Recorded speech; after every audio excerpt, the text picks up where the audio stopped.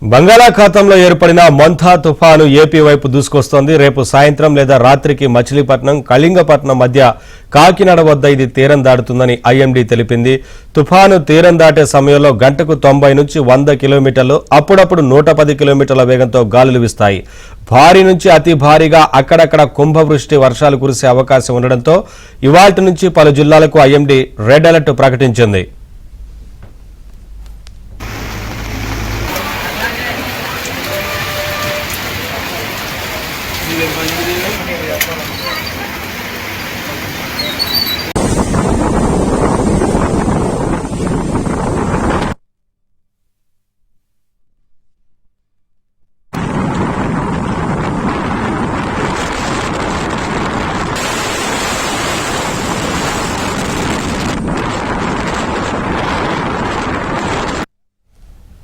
మత్స్యకారులు సముద్రంలో చేపల వేటకు వెళ్లరాదని, ఇప్పటికే సముద్రంలో ఉన్నవారు వెంటనే తీరానికి రావాలని ఐఎండీ హెచ్చరించింది.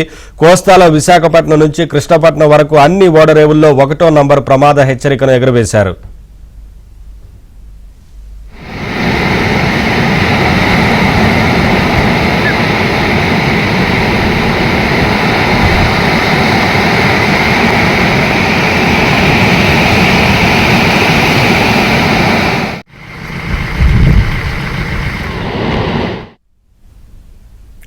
తుఫాను ప్రభావంతో ఇవాల్టి నుంచి 3 రోజులు ఏపీలో భారీ వర్షాలు కురవనున్నాయి.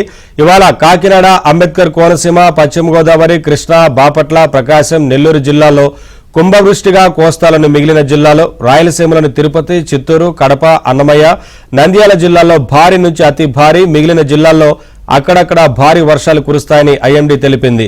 రేపు ఉత్తర కోస్తా, ఉభయ గోదావరి, ఉమ్మడి కృష్ణా, గుంటూరు జిల్లాల్లో కుంభవృష్టి వర్షాలు కురుస్తాయి.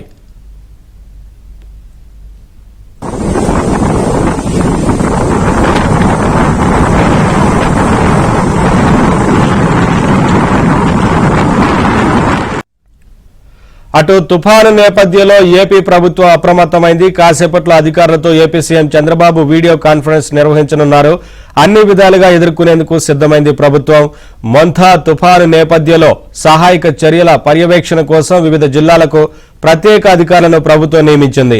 తుఫాను ప్రభావం ఉందన్న అంచనా మేరకు కోస్తాంధ్ర, రాయలసీమలోని 19 జిల్లాలకు 18 మంది ఐఏఎస్లను ఇన్ఛార్జ్ అధికారులుగా నియమించింది.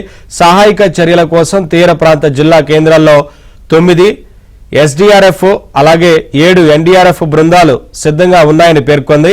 తుఫాను సహాయ పునరావాస కార్యక్రమాల కోసం ప్రభుత్వం తక్షణం 19 కోట్లు విడుదల చేసింది.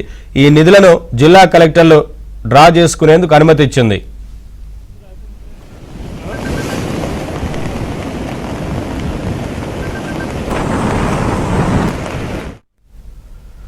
తుఫాను నేపథ్యంలో ఇవాళ, రేపు జరగాల్సిన డిప్లొమా సప్లిమెంటరీ పరీక్షలు వాయిదా వేసినట్లు సాంకేతిక విద్యాశాఖ తెలిపింది.